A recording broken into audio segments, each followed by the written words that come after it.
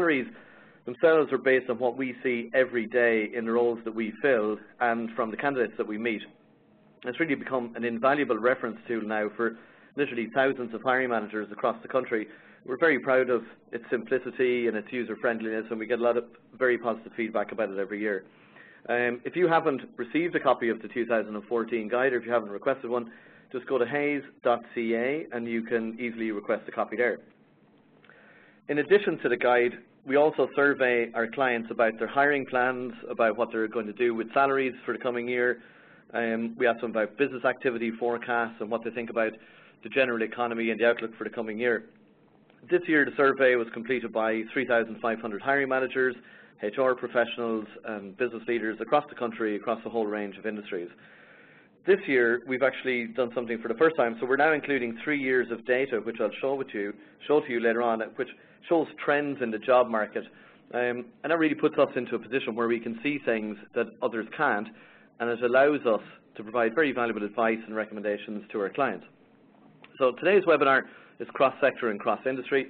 We've pulled out some of the info to show differences between certain provinces, as well as some industry sectors and functional areas within companies. And also, as an aside, this week we held some specialist industry-focused webinars. We did one for the construction industry. We also did one for the IT industry. Those webinars are posted on hayes.ca with the audio recorded. So if you are from one of those industries, you could check that out too. So to just set some context on what's happening in the Canadian job market, first of all, we'll start out with the skills shortage.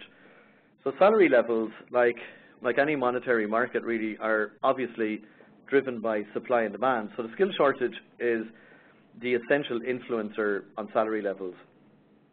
Most employers are seeing the skills shortage as having an influence on their business. So 47% are seeing a moderate shortage of skills, whilst 21% are seeing significant to extreme shortages. And the majority of you believe that that's driven by 2 key factors. Firstly, a lot of people believe there are far too few people entering their industry, and that brings up the question of how do you actually make your industry more attractive to young people and continue to bring new people into the industry. And it's quite funny because almost every industry believes that that's a problem at this stage. So you would wonder sometimes where all the young people are actually going and whether they're entering any industry at all. But I notice different industries are doing quite a bit of work on those things to improve the attractiveness, but I think everybody agrees that that's just an ongoing battle. Another element of the lack of people entering the job market in Canada would be to do with challenges that they come up against when trying to bring in people from overseas. The first thing to say is there are candidates from other countries who've got suitable qualifications, who've got excellent communication skills, but a lot of our clients will tell us that they still see the LMO process as being too onerous or too lengthy to engage with. And then you add into that the sense of responsibility that there is when you're with the idea of bringing someone in and their family from across the Atlantic or from wherever they're coming from. And a lot of companies seem to lose their appetite for that at that point. Just as a point to make here, we believe that there is some element here of employers perhaps not trying hard enough to make that happen. And when you look at some industries like mining, where actively bringing in international talent is a very normal way of working, we believe that as an idea will become more and more normal for companies and employers here in Canada in the next few years. Secondly, you've also got almost as many people thinking that the skill shortage is being driven by a lack of training or professional development. So there's lots of training and professional development courses available out there, but we believe the question is more, are employers actively investing in having their future stars taking part in courses that will move that person forward in their professional development? Or are employers embracing new technologies that would advance their companies, and are they investing in having their people getting educated in these skills? The other thought, which we'll come back to later on, is about career progression or professional development and progression. Is there a culture in your industry about actually talking to mid-level employees about their own personal career plans, or is the attitude to have everyone just simply carrying on in their current role indefinitely and offering progression only when someone retires? So anyway, the short version here is that there is a skill shortage. We all know it, but there does seem to be little that's really going to change that in any major way in the coming years. And as I said at the start of this slide, it really has a major effect on salaries. So, as I mentioned, we've been surveying our clients now on the same questions for 3 years, and we can share with you what the trends in the Canadian recruitment marketplace look like. So I'll start out with just with the headlines of what we can see happening. Optimism amongst Canadian employers has reached a 3-year high, but business activity and hiring levels fell short of forecasts over the last 3 years. And then salary levels have been increasing, but the level of the increase has declined. So I'll explain that in a few moments. So just let me talk you through each of these points. I'll start out with the economy in general. So we asked what people's view of the general economy was for the next 12 months, and here are the results according to managers and leaders across Canada. The outlook for the Canadian economy for the coming 12 months is positive. 40% of people said that the economy would strengthen in the coming year. That's the highest in 3 years. There's been a corresponding drop-off in the number of people seeing things as weakening. The gap between people who believe it will remain the same and those who think it will improve is actually closing. And I believe that when that flips, and the majority believe the outlook is positive, we really have turned the corner at that stage. So why is there a consistent increase in confidence in the market? I think it's a few almost obvious things. The first is the reality for a lot of business leaders over the last couple of years has been conditions that could be best described as being good, maybe not great or excellent, depending on the industry that you're in, or the size of the company, or even where you're based perhaps. But overall the conditions have been good, and there's really no substitute for the reality of a couple of good years to build confidence. Secondly, things are obviously getting better in the US and Europe, and from a personal point of view, I feel far more confident about saying that 2014 would see improved economic conditions in the previous years, just due to the news that we hear every day. And I know the World Bank on Wednesday announced that they thought that the world economy was at a turning point now. And then finally, you add in Canada's stable economic performance over the last couple of years, plus the global upturn, and you've got a pretty optimistic picture from a lot of people. How about what people are seeing in their own organizations? So each year we ask people about expectation of business activity for the coming year, whether they expect it to increase, decrease, or stay the same. We also ask them about what happened in the year just gone, so we can now compare their expectations for a year with what actually happened. First point to make here is that industry in Canada has seen some positive years recently.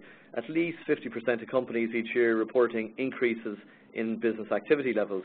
That's being driven by very active industries like oil and gas, the construction and development sector, technology, and even mining companies, but maybe not so much this year, or at least last year. That's been tempered a little bit by more steady performers like the banking and financial services sector, or if you took manufacturing, where things have been probably best described as being a little bit bumpy. But overall good. There are a couple of interesting trends to highlight here though. It would appear that there's a slight bit of over-optimism on expected business levels each year. So for example, if you looked at 2013, 60% of people expecting increases in business activity levels in their company, and when we asked had the year actually gone for them a year later, 53% had seen an increase, so a 7-point difference. But really, generally speaking, I think people tend to be optimistic. They always feel that next year is going to be good or better than it was, and that's a great thing. So you would expect that reality frequently doesn't quite match really with expectation in life. That's okay. Having said that, that doesn't really account for the fact that the gap is actually getting wider each year. So if you look at it there, you can see for 3 years now, you see the expectation for improvement has become more widely accepted, and then at the same time there's a smaller number of companies actually reporting an increase in activity at the end of a year. There's a steady proportion, 30%, of companies holding steady each year, but also an increase in companies showing a reduction in activity levels. So we can see in 2013 we had 16% of companies reporting a reduction in activity levels compared with 11% in 2011. So why are there less companies growing at the same time as optimism is increasing? Well, over the last 3 years, you could say the Canadian economy has fared a lot better than most other developed countries. While conditions in places like the US haven't really been great, companies have been able to grow here in Canada. But having said that, it would appear that Canada can't exist in a bubble forever, and the US and the rest of the world economy will and has had an effect on Canada. So This is all happening while we can see recent news or signs coming from outside of Canada improving. The US seems to have better news coming out each quarter. So even if things have slowed a little bit here, there's been maybe a little bit of cooling here. It looks like 2014 has every reason to be a good year for the Canadian economy. So what effect is all of this having on hiring, or what effect has this had on the hiring over the last few years? So we asked what the intention was of managing permanent headcount each year, and then we put that alongside with what actually happened in retrospect for each year, plus we've also added in there the 2014 plans. And just a couple of things to highlight on here. From a positive point of view, there's around 40% of companies increasing headcount for the last 2 years, and again, an optimistic 50% hoping to grow again this year. Also, a steady 40% of companies holding headcount steady each year. So that's 80% of employers either growing or holding firm, so that's good news. The only surprise here really came from a proportion of companies in the last 2 years unexpectedly having to reduce perm headcount. In 2013, 11% of companies expected to reduce permanent headcount, but 23% actually did, and that could be a little bit concerning. 2014, the same number expect to reduce numbers, so let's see what happens and hope that that trend doesn't continue. Employers haven't been quite as accurate when it comes to predicting their temp or their contract requirements. So the pattern here looks like companies largely expecting to keep temp numbers the same as last year, but then things working out slightly differently during the year. So the reality of how companies manage their temp base is a pattern in that there's more use than expected each year. Last year, for example, it was an expectation amongst close to 20% of employers that they would increase temp numbers, but close to 30% actually reported an increase. This year, the expectation is again close to 20% of companies expecting to increase temp, and given the challenges of the skills shortage, especially when it comes to looking for very specialised or expert skill sets, we'd expect that it would follow the same pattern and would probably see close to 30% of companies increasing temp use to bring those skills into the organisation when they actually need it. How is all of this affecting salaries? Well, we ask each year how much salaries were increased by in the previous year, and we've shown that for 2011, 2012 and 2013, along with what the plans are for 2014. So there's clear movement here of more companies offering increases below 3% and a reduction in companies offering over the 3% mark. And why would that be? Well, our view is that during the recession, salaries were frozen or even reduced in some places for a couple of years, around 2008, certainly 2009, which needs to be made back up to some extent. So in the first years of recovery, 2010, there was a significant proportion, 40% of employers offering increases of over 3%. But the trend for the last couple of years has been towards a more conservative approach being applied to annual salary reviews, with more and more companies applying a less than 3% policy. So how does the recruitment market for professionals look in 2014? So I'll just start with forecasted business activity levels, and we've seen the overall number here on this already, but I'll use it to compare with the regions. So we obviously ask whether business activity levels will increase, decrease, or remain the same for the coming year. 65% of companies, as we saw earlier, in the economy saying that they expected the business levels would increase. But just to give it a regional perspective, you've got 63% of companies expecting increases in Ontario, virtually the same in BC, and then you've got a very confident 72% of companies in Alberta expecting to see business activity increase, which probably isn't that surprising to most people familiar with Alberta, but overall that's a pretty positive view if you've got like 65% of companies expecting business increases. The effect that that's going to have on hiring, we ask people about their staff levels, plan is to increase, decrease, or stay the same. And as we saw earlier, 39% are planning on increasing staff levels, and 49% staying the same. So just as a side point here, when you think that 65% are expecting business activity to increase, but only 39% planning on increasing staff levels, you've got a 25-point difference there, showing companies, or a significant number of companies, planning on improving productivity and profitability before they decide to start increasing headcount. Then from a regional point of view, Ontario, 36% of companies planning on increasing staff levels, BC at 39% planning increases, and Alberta leading the way again at 48%. We asked what employers felt would be the biggest challenge then facing their recruitment plans in 2014, and almost 80% see the fundamental skill shortage as being a real challenge, and then over 60% concerned about salary levels increasing, which are obviously probably connected. But really the message here is that employers have got a lot in their mind when it comes to recruitment, with 40% starting to think about their own profile in the market, about their reputation as an employer, and even whether they've got their own internal resources or appropriate internal resources that are going to be able to fill the roles that they need to fill. So obviously that skill shortage or challenge of actually going out and being able to find these people is uppermost in a lot of employers' minds. So how about the salary changes then for 2014? So what I'm going to show you here is planned increases nationally, but I'll also show you how increases will vary by province, by functional areas within a company, and by industry sectors. So there's quite a lot of information here. So if you don't catch it all as we go through, don't worry. We're going to post the presentation online immediately afterwards, plus we can answer any detailed questions you have if you want to contact me directly afterwards. So on planned salary changes for 2014, 51% of companies are planning on offering increases of less than 3%, 34% planning on increases of between 3 and 6, so that's a positive movement in salaries in general. And regionally, there are some differences, and largely following the pattern that we saw in business activity and hiring plans. So Ontario, with the majority offering less than 3%, BC, very similar, slightly more offering over the 3% mark, and then Alberta, as the most aggressive, with close to 55% offering increases between 3 and 6%, and another 30% offering increases less than 3%.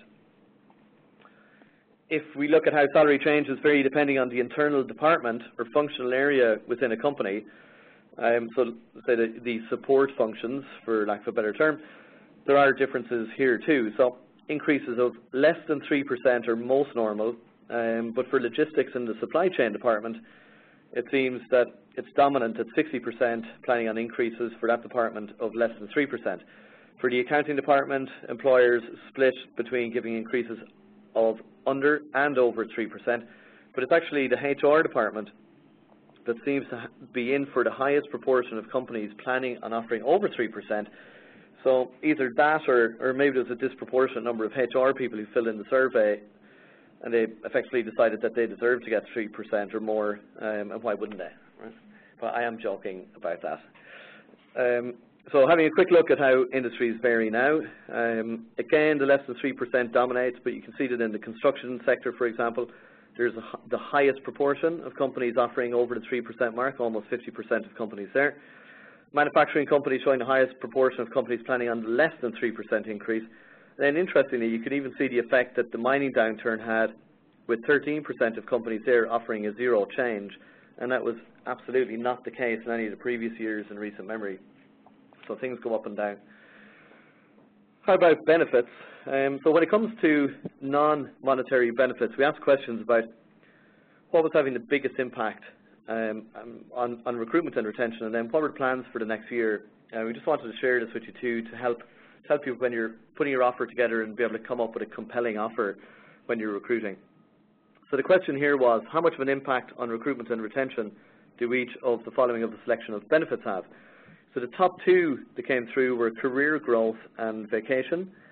And career growth is one that's actually really increased in importance level over the last few years. You know, 4 years ago that wasn't coming in the top 2 or 3, and it's really increased recently, and we think that's got a lot to do with people's appetite for personal career progression, and that's increasing as the recovery really took place and companies started growing again. In any event, the top 2 were vacation and career progression, and the others that are actually quite topical, there's some in there that would be topical things like work from home, actually be seen as of neutral impact.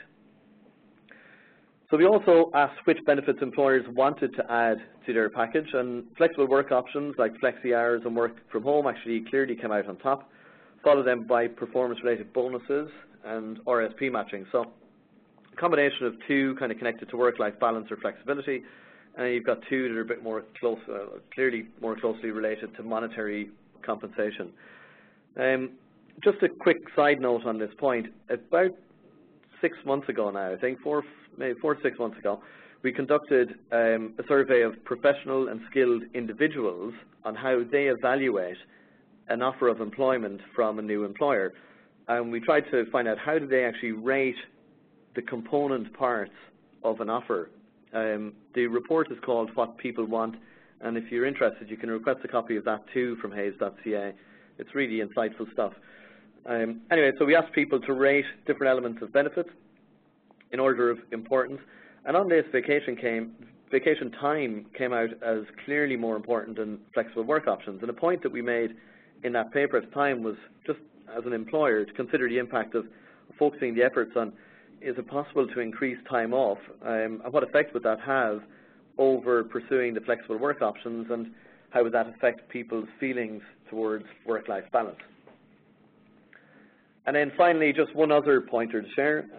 If we look at that graphic about benefits that impact recruitment and retention again, career growth, as I said, is clearly very important to people, and employers are obviously aware of that and aware of the impact they can have.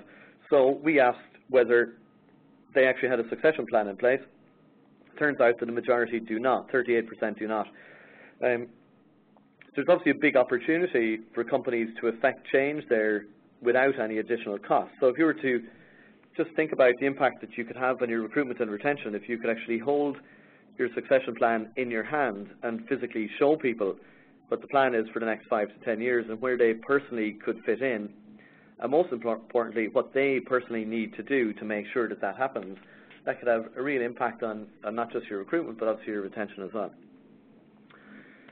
So finally, and before we see if we've got any questions, we just have a couple of basic recommendations on how we think you could stay competitive in the marketplace and how to ensure that you're building a compelling offer when you're going out to recruit. The first point would be uniform increases of salaries might not actually respond to the level of shortage for certain roles. It might be too much for some roles, it might be too little for others. So think about which roles are the most important, the most in demand or hard to find, and then respond accordingly. Think about people in your organization as if these particular skill sets and review their salary in a different context. If the hopes for the economy in general come through, and this really is the year there's a global turnaround, I think a period of faster growth may be in store for a lot of companies in the next few years. And if that happens, then there will be a change similar to what's already happening in Alberta, and that is a shift back towards salary increases over 3%. And it would be our view that moving with the market is essential to remain competitive, but there is really like a note of caution on this, which is that, as we always say to our clients, like only one company pays the most, or in other words, there's always somebody who's paying more. So it is not wise to compete on salary alone. There is an appetite amongst employees to trade salary for other things, and things like performance-related bonuses, vacation time, new challenges, career opportunities. So I would suggest trying something different and seeing what effect it has. And then finally, think about what makes your offer different and whether that appeals to the target market, most importantly. So play the cards that most appeal to people that you actually want to attract. So for example, how about creating that company succession plan and sharing it with prospective employees to show them where the gaps will be and what the opportunity could be for them in 5 years' time and 10 years' time. Or how about increasing vacation time instead of implementing the flexible work options? It appears that that would have far more of an impact. So that's the end of the presentation of the results. I hope you found it useful. Again, if you want to request a copy of the salary guide and the survey results, just go to hayes.ca/salary guide. Thank you very much for listening. And I'm just going to have a quick look to see if we have had any questions. So let me see. I'll just give it a couple of seconds to see. I haven't had any as I was talking, so we'll see if any come up now. Right, so we've got one, and it's just probably the one that you'd expect. Can you get a copy of the presentation? Yes, you can. As I said, it's going to get posted on the website and hayes.ca, so you'll be able to see all of the slides. Plus, we'll have the audio if you have a burning need to listen to it again, or if you want to pass it on to somebody else in your company or somebody else that you know, you can do that.